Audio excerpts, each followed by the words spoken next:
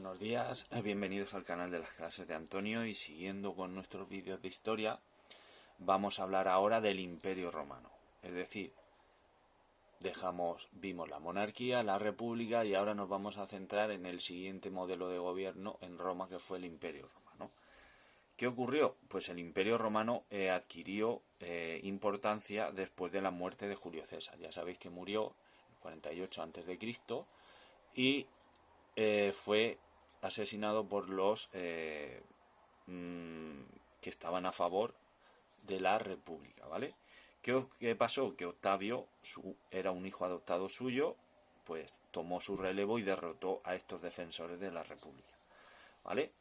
¿Qué ocurrió? Que el Senado, ¿vale? El Senado le dio el nombre de Augustus, y Augustus traducido tiene un significado que es el elegido de los dioses, y fue proclamado emperador. ¿Qué ocurrió? Que al ser proclamado emperador, pues adquirió ciertos poderes. Uno de ellos fue el poder militar, que fue totalmente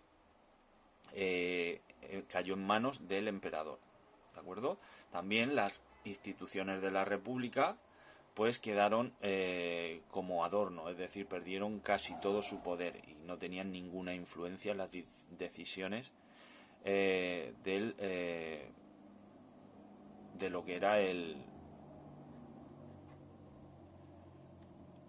emperador y su poder, ¿de acuerdo? Y por último, el emperador elegía a los oficiales del gobierno, ¿de acuerdo? Además de eso, el emperador adquirió una autoridad religiosa con la aparición del culto al imperio. Y aquí vemos que hay una relación con culturas anteriores, como por ejemplo en Egipto, donde los faraones se entendía o se creía que eran enviados de los dioses. Pues aquí en Roma empieza a considerarse al emperador como un dios, ¿de acuerdo? Después de esto, el Pax Romana fue el periodo de auge o la época dorada del Imperio Romano, ya que en el primer y segundo siglo estuvieron de máxima expansión, es decir, hubo varias guerras y el territorio conquistado fue romanizado. ¿Qué quiere decir que fue romanizado? Que todos los territorios que pasaban a formar parte del Imperio Romano adoptaban la ley, la cultura y su lengua, el latín. Como bien sabéis, nosotros, nuestra lengua, que es el castellano o el español, proviene de una lengua que era el latín. Ese latín fue introducido por los romanos en ese proceso de romanización cuando conquistaron nuestro territorio y lo llamaron Hispania, ¿vale? Los territorios, debido a que el imperio era tan vasto, tenía una gran extensión, se organizaban por provincias, las cuales estaban gobernadas por un gobernador, ¿de acuerdo? Las fronteras estaban protegidas por fuertes y toda la persona que viviera en el imperio tenía derecho a la ciudadanía romana. ¿Qué ocurrió? Después de este esplendor, como siempre, pues viene una crisis. En el siglo III el imperio deja de expandirse debido a los ataques germánicos que vieron que podían ir reduciendo o ir cortando esa extensión que tenía el imperio.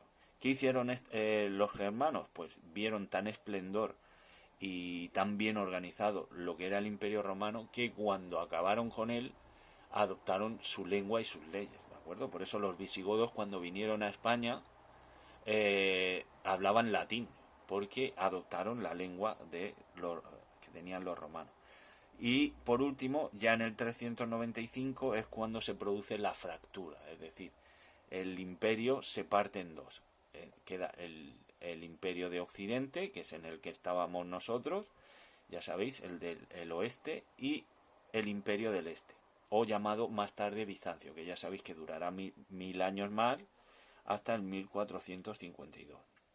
¿De acuerdo? El del oeste, que es en el que nos encontramos nosotros, se desintegrará debido a la ocupación que harán los pueblos germánicos. ¿De acuerdo? Pues ya sabéis, el Imperio Romano fue el sistema de gobierno que sucedió a la República y como veis, pues tuvo una época dorada que después desembocó en una crisis que dio a la fragmentación del imperio. ¿de acuerdo? Si tenéis alguna duda o queréis hacer alguna aportación, pues me lo dejáis en comentarios, o si no, luego me preguntéis en clase, ¿vale?